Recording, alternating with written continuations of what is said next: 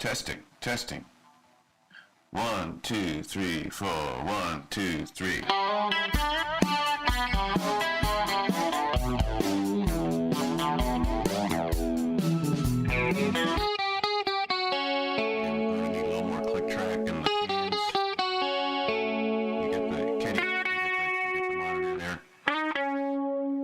Jeff, I can't hear you. No, we're going to do a little more 2K. Hey, Quinter.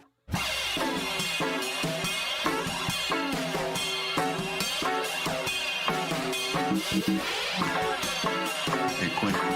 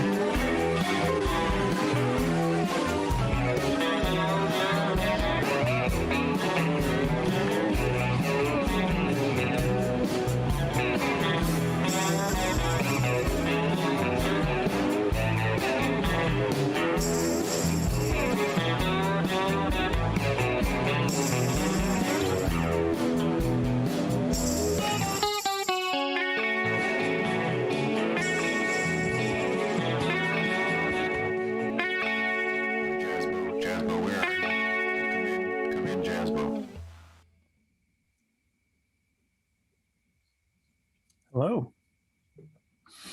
Hi. Hello, Weisstronauts. Hi, Nate. Hi, Nate. Hi, Nate. So I guess I'm hosting this one. I'm sorry, people. We love you. We love you. So this is going to be probably one of the more technical things that we do for this. I have a bunch of questions about recording because we just made this record. It's not totally done, but the recording parts are basically done, I think. And this was kind of different, and it kind of worked. And I've been peppering Pete with questions kind of throughout the process, but I had some larger questions that I thought maybe I'd ask, and maybe other people care, maybe not. But if anybody wants to, who's in the listening audience, throw a question in the chat. Maybe we'll get to it. But I thought I'd start by just asking Pete about this process, because it's been weird, but again, it kind of worked. We've done a lot of recording together, some different bands, and going way back to the 90s. Yeah, I think Baby Ray Session was the first thing I did, kind of before we were an actual band. Had a single that recorded in studio, but almost everything, except for Zippa, almost everything has been like a live recording, everybody playing together. Not even a control room. So like the opposite of a studio experience in a lot of ways. And when we decided to make this record remotely, it swung totally the other way, where now not only are we not even, playing at the same time, we're all in different places. We're not even contributing ideas in real time.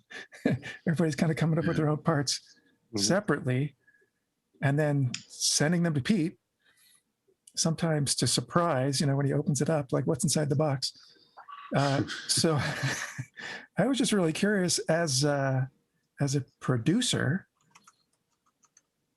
how you dealt with this, and what that was like for you to try to make all this disparate stuff kind of sound like it belonged together. Well, that is the challenge, isn't it? So, and we're still doing it. I don't really have much of an answer. I guess I'll just say, I don't know, Nate. You could just say no. No. Say bullshit. Bolster, yeah. There's a lot of bolstering going on. No, you're right though. This couldn't be more different than the way all of us have worked in the past, going way back, into the 80s and 90s, really. The thing I miss most is that we're not able to just be in the same room and, for instance, like Quinner, you sent me like a bass track for a song or two, and it wasn't quite what I had in mind. And to me, that was like a big deal, asking you to redo it. Whereas if we had been in the studio, right, face to face, it would have been like, try something a little different there, and it would have been more intuitive or something. But this was like, I felt kind of bad. I was like, oh man, he worked really hard on this, and I want to hear what something else sounds like. So, well, let's you had to send him a telegram. I mean, that's complicated too. Or was it Morse code? I can't remember. Plus, we didn't have the advantage of a lot of these songs like working out together as a band at all. So it was very not at all. In fact, I think last year we had all the songs kind of written, but just pairs or trios of us had written the songs together sort of acoustically. And then the idea was to rehearse them. And I think our first rehearsal was scheduled for like March 21st? Thereabouts, yeah. 2020, and the pandemic just ramped up, and so we haven't been able to do that. So Nate, I think I'm kind of skirting your question. I don't really have an answer other than it's a challenge, and well, I guess it's instead of capturing a performance, this seems more like an assembly process, followed by like a refinement process, and then followed by where we're at now, where I'm listening to these songs in progress, these recordings in progress, and I'm trying to step back and pinpoint what it is about them that may not sound like a band playing in the room together at the same time, and what I can do to maybe manufacture the illusion that we're playing in the room at the same time.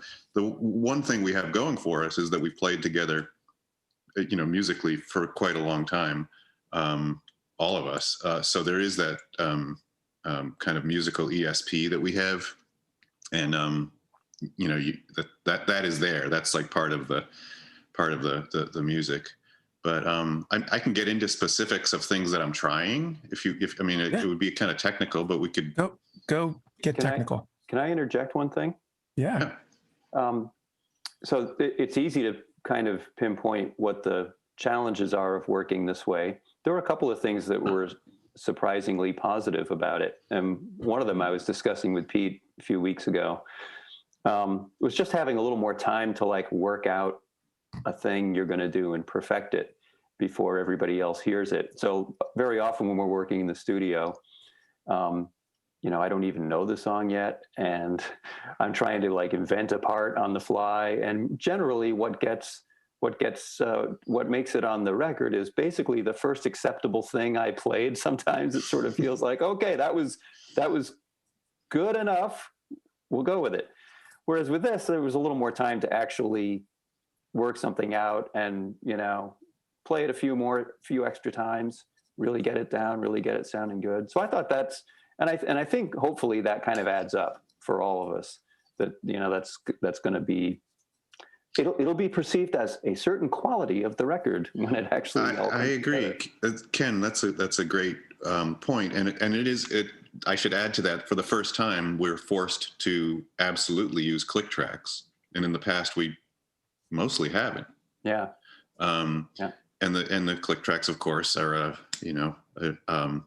a mixed blessing, but in this case, it is creating a different type of Weisstronauts recording. It's a little more exact, certainly not mechanical. Yeah. But you talk about like settling for the first take, and I don't consider it settling all the time. I think a lot of that is actually sort of capturing lightning in a bottle. So absolutely, yeah. We are giving up a few opportunities for spontaneity. Well, what we had to do this time, and I think we talked about it and thought about it, was that we had to recognize when, I just did capture lightning in a bottle, and I'm not going to do this again. Yeah. Right. Because I think there's a fair amount, like all of my guitar solos, which tended to be recorded at fairly high volume, too loud to subject my neighbors to more than for 5 minutes at a time. Those were mostly first takes, because I would crank the amp up and say, okay, I have like 1 or 2 chances to get this, and then I'll be really annoying people. So there were kind of reasons why a certain amount of spontaneity still made it to the finished product. But yeah, we tried to be mindful of not getting, things, I don't know, overly worked out to the point where they just kind of lose their energy. Yeah, I feel like we went from nothing to almost everything in a really short span of time. Like it all just sort of like populated really quickly on the Google Drive, and it was kind of cool. Well, Pete kind of threw down the gauntlet with that, because I think on the first official day of recording, he like completed 3 or 4 tracks right away, and I was like, oh no. I remember I was I think it was just I was so pent up with the lockdown kind of lifestyle. Yeah. And it's strange because I was rusty on guitar, but I had a very, very productive day. I was like, got it, that's the part, cool, send it to Kenny. Yeah, and I was still kind of I was still recovering from my Thanksgiving meal at that point. I wasn't ready to start playing guitar yet. So we've got to be civilized. I had to snap into it pretty quickly. Fired from the turkey. Hey, Pete, maybe just like explain really basically, like how are you putting this stuff together, just so that people kind of understand what our process is.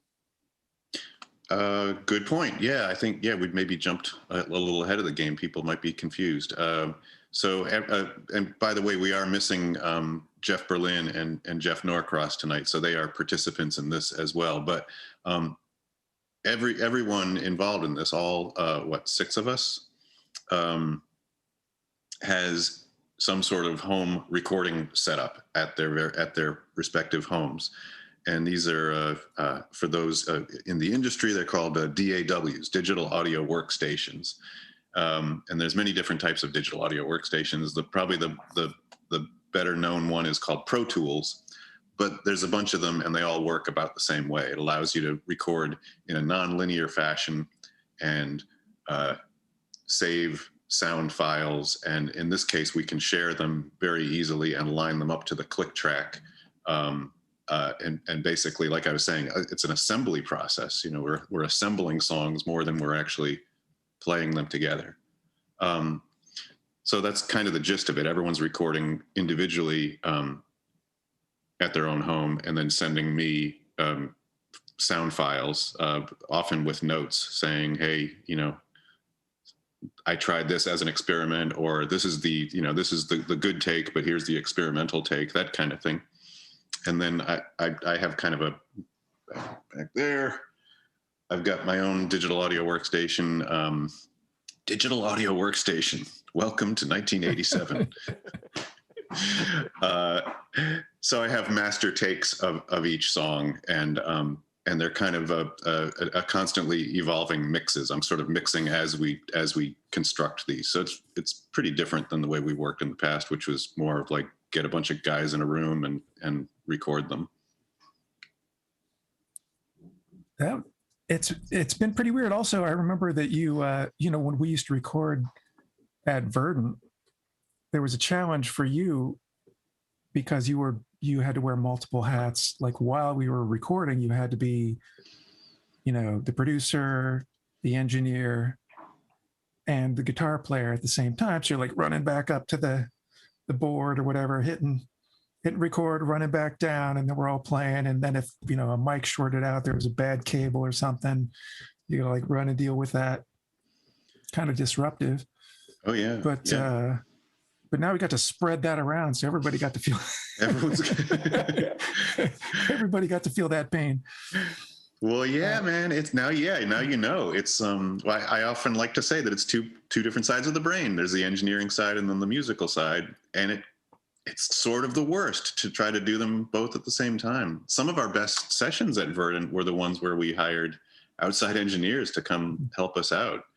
Tip of the hat to Matt Juggenheimer, Dave Green, Peter Linane in the early days, who was actually in the band as well. Anyway, that to me, that's always a relief when an outsider is sort of, doing the technical stuff. Well, I had fun learning this because a lot of this was new to me. I think the rest of the guys had all done a lot of recording. Back in the Baby Ray days, Ken, did a lot of our recording. I know Quinn has done stuff. Jeff Norcross recorded entire records by himself. Jeff Berlin. I actually called Jeff Berlin to get some advice early on about, like how he was doing this because I was having a few problems, and he helped me out a lot. But I was thinking about the whole thing that that Ken mentioned.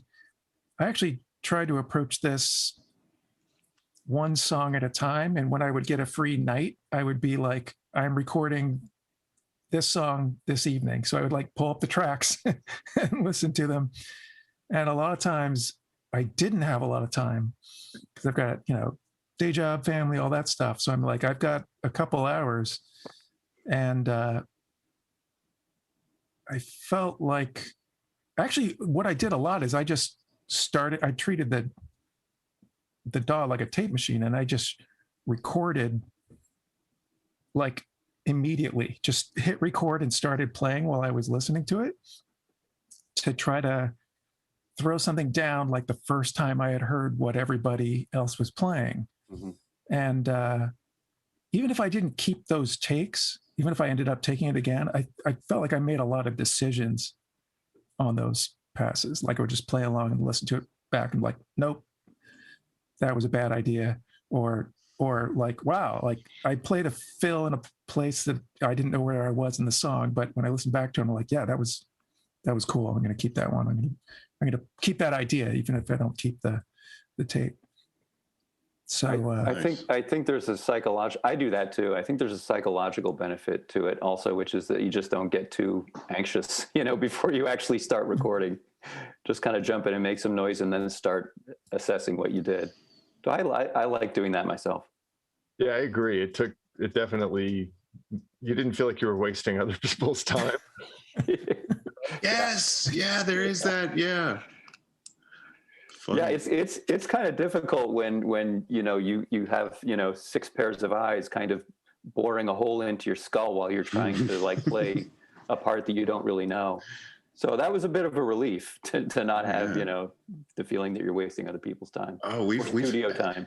I'm having flashbacks to moments like that where I think Quinner, one of the few times I've ever seen Kevin angry at me, I think I was taking a photo of him. Yes. He was sort of struggling with a new bass part. Fibonacci. What did you say, Kev?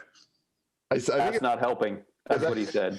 He looked at Pete with a very serious look. See, no. Quinner has a serious look when he's kidding, and then he has a serious look when he's serious. And this was the latter of the two. And he kind of looked up at Pete over his bass and said, "That's not helping." I felt bad. You were right in his face with the camera.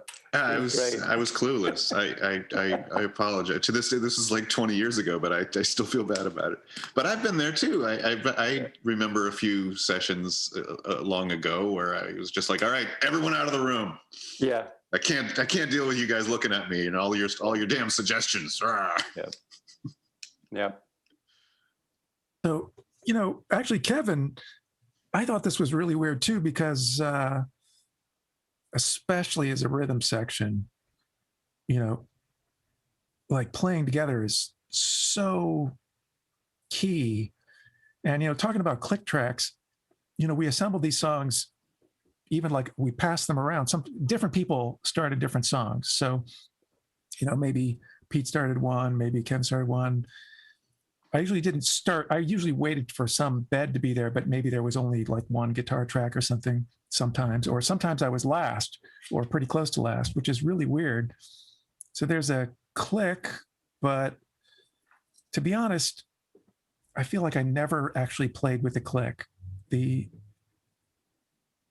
I feel like the only time I actually really play to a click is if there's nothing else, because I'm going to play to whatever instrument is there, because no one is ever totally 100%, metronomic with their playing. So yeah, there was a click, but honestly, again, we were passing around individual tracks to each other, so you could make your own mix. So I would usually just like pull up an instrument or two and play to that.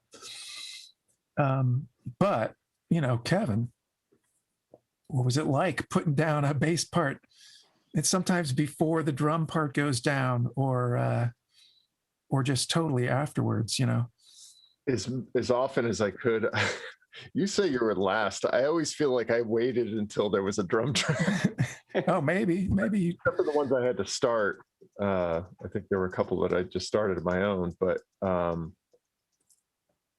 and large, like I tell you, that was another great advantage, is being able to break your drum parts down and just maybe play to the kick and the overhead or something like that. Like having my own ability to control every element of the mix was really handy. That was another cool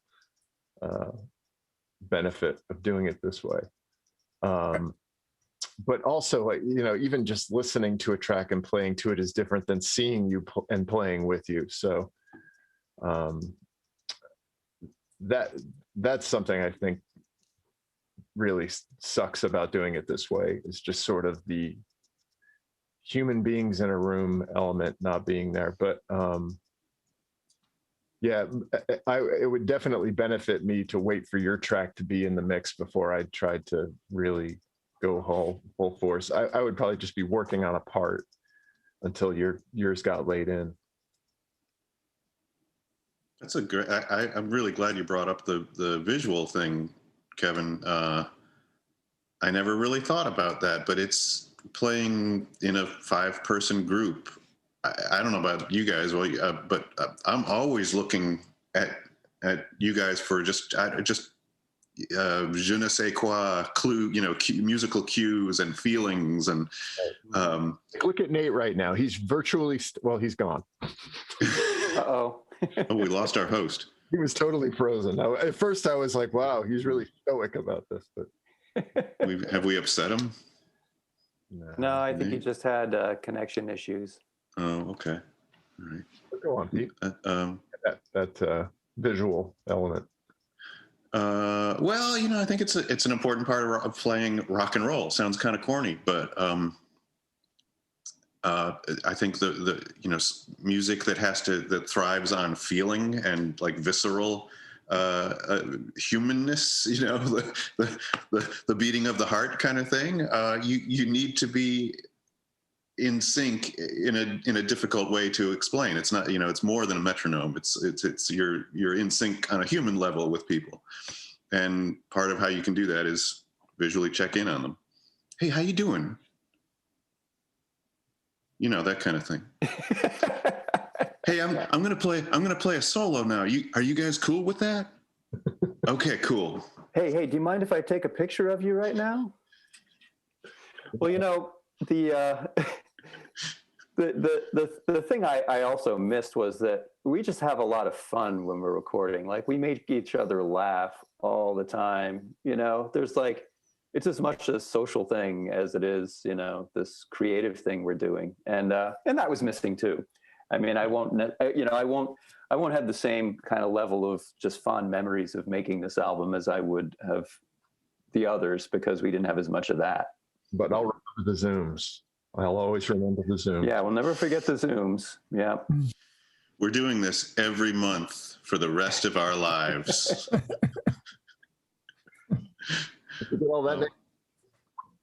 Hey, so Pete, if we can step back a few minutes, you were going to describe how you're trying to make the various tracks we recorded not together sound more together, and I thought that was going to be kind of an interesting topic. Can you elaborate? Sure. And I think this is kind of the thing that Nate wanted to talk about on this episode. I was putting some preliminary mixes together, and it dawned on me that everything sounds good. It's well recorded stuff. It's accurately played, but there is a disparate element to the ambience. For instance, Nate is playing drums in a fairly small attic room in his house, and he and I worked together to figure out how to do that, and we kind of landed on a fairly dry drum sound, close mic'd. So there's not a lot of ambience there on the drums.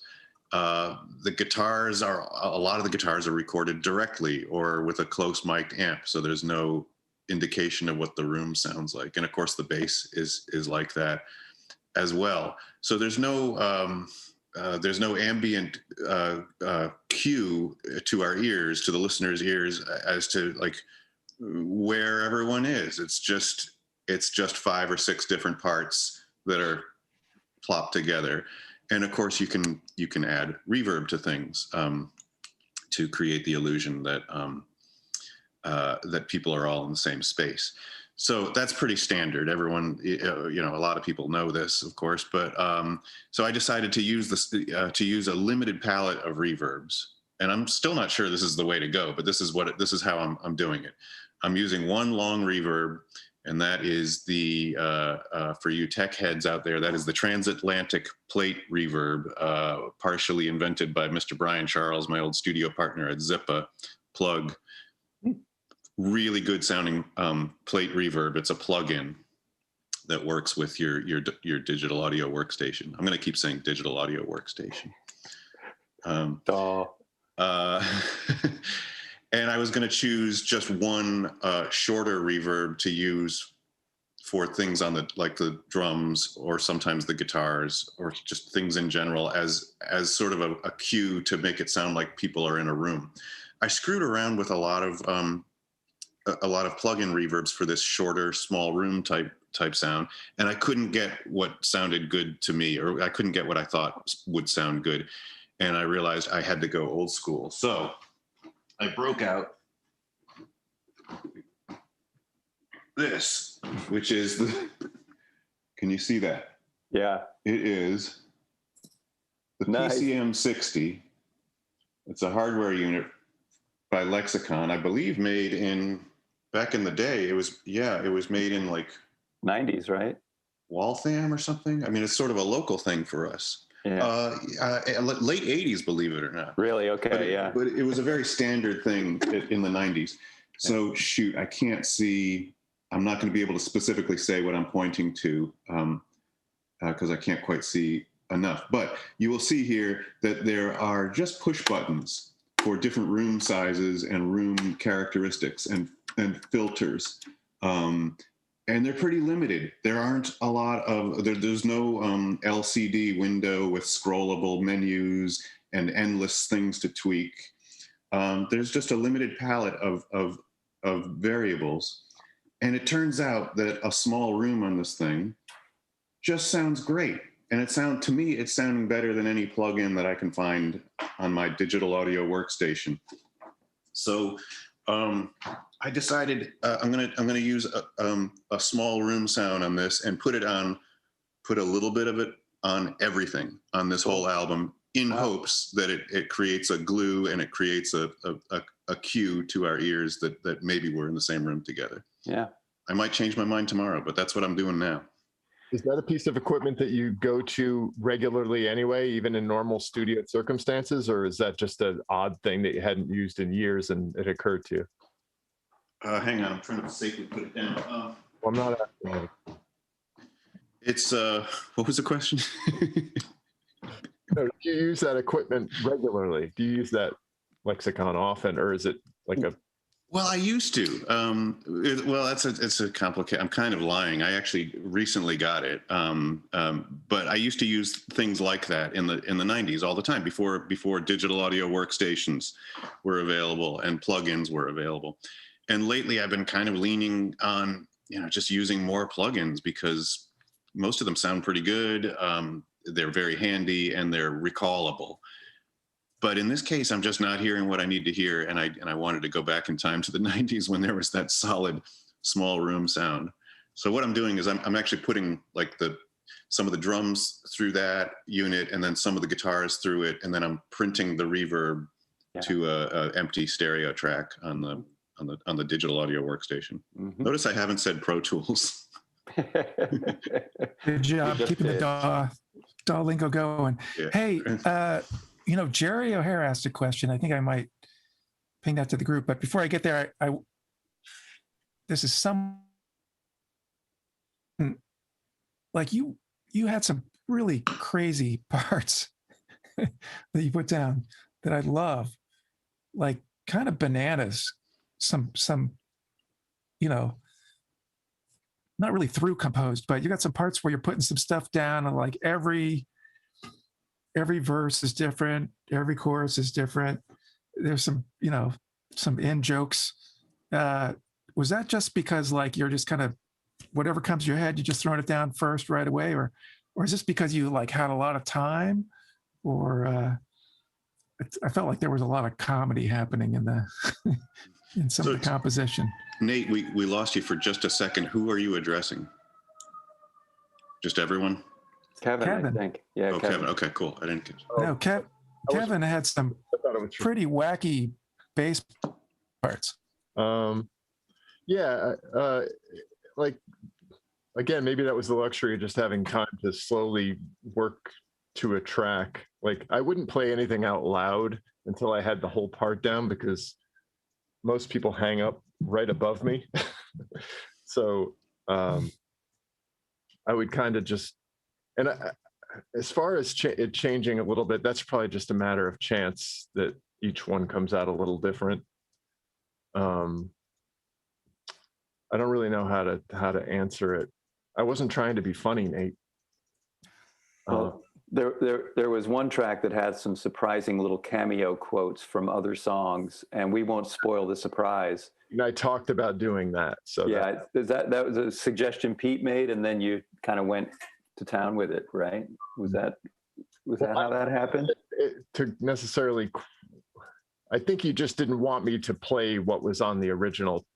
Try to copy the riff, which I don't even know because it's pretty crazy. But so I think I don't even really, to be honest, I don't even remember what I did at this point. But I know that there's a few songs where you play one bass line for the first verse, and then the second verse the bass line is radically different, and then the third verse it's radically different. It's kind of we were talking about the Rick Danko approach. Which was easier to do in this method as opposed to being in the room with the band and doing that, so for better or for worse, it was more fun. I guess it was just fun for me to tinker that way and try to do that.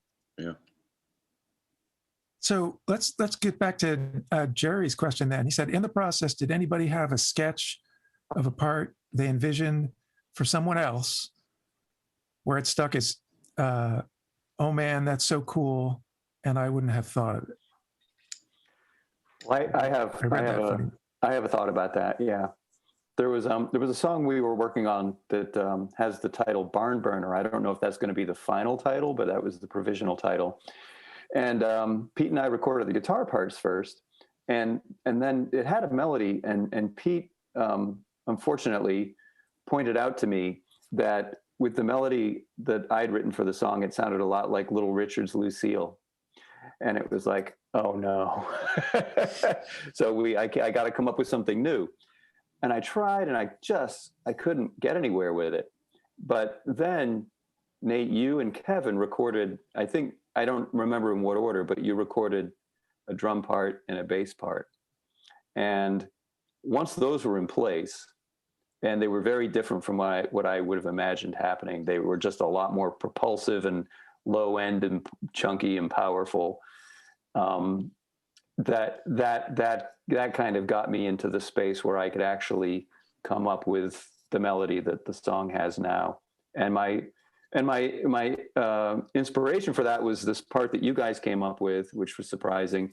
And also the fact that we had this provisional title of Barn Burner. So I just tried to think of barn animals. And then write a part in which certain phrases represented certain barn animals.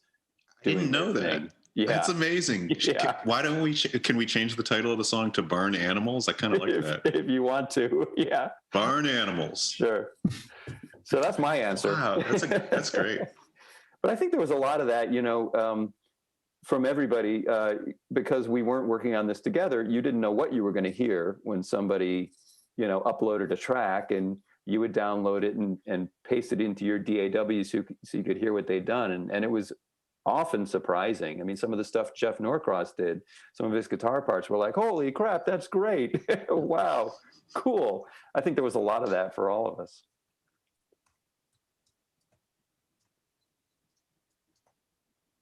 Absolutely, yeah. You just made me think of Jeff Berlin, who plays drums on a few of the songs, and from a mixing standpoint, I'm having some challenges because Jeff's drums, the drums themselves, sound different than Nate's drums, and the room that they're in. Jeff lives in Vermont and is in like a high ceilinged room with a lot of reverb, basically. Nate, are you picking up on this? Like your kick drum, which is like very dry and punchy, couldn't be more different than his. They both sound great, I think, but they are very different. He has more of just an open, like the big, exploding pillow sound. Gosh, I'm not sure what my point was, but that continues to be a little baffling how to make and then even we have you guys both play on the same song in a few instances. Which was hilarious because the instructions there were don't listen to each other, just submit a just submit a drum part. Yes. Like blind, and then you're going to mix them together, which was just kind of a funny train wreck of an idea. But yeah, it was fun. It seems to work. I don't think I think there's one. Yeah, it's like you play on the chorus, and then he comes in on the verse, and then you come back in on the chorus or something. Anyway, will be interesting to see. There was a mix where at the end you put us both together. Yeah. Yep. Always difficult. Always a crapshoot. You should just alternate drum hits from Jeff. 3 minutes. We're at the 3 minute mark. Yeah. Neil, how you doing? Ladies and gentlemen, Neil Spalding, behind the curtain, the man behind the curtain, pulling the strings. Thanks, Pete. Thank you. I wish we could see you. You'll see me when the virus is over with. Did that go out to the good people? Excellent. the disembodied voice. Oh man. Well, thank you everybody for joining in. I think we might be wrapping it up. Well, thanks for the questions, Nate. We should do part 2. I feel like I hogged the microphone a bit. It was helpful. I had a few internet connections, got disconnected a couple times, but I'll watch it back to hear some of the answers that I wanted to hear. But thank you. This has been actually kind of my big takeaway from all this was like, when we started out, I was thinking, is this going to work? Like recording this way, and it really did. It's been a blast, and I've learned a lot. So it's going to be one of our best. Thanks albums. for your help. Yeah. And Pete, quickly, like what stage are we in the finishing process now? You're kind of starting to jump into final mixes, right? Are you familiar with the term formatting a hard drive? Yeah. So I'm looking into that. Oh goodness. We're in what I'm calling like the real mixes, but they're not the final mixes, but they're sort of maybe close to the final mixes. All right. So it won't be long now. Yeah. We'll continue to ham it down. So join us next month. the middle Wednesday of May. We're not sure of the date yet, but where your host will be Jeff Norcross, and the topic will be wardrobe. Can't wait. All right. Thanks for tuning in, folks. Thanks, Nate, for hosting.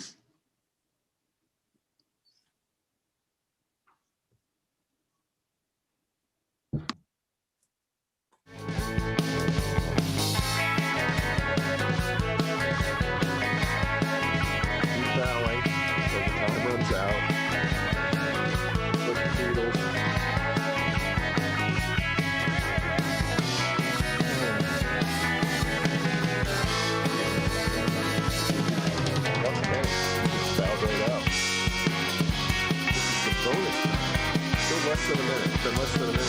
Okay. Well, so Chad Yenny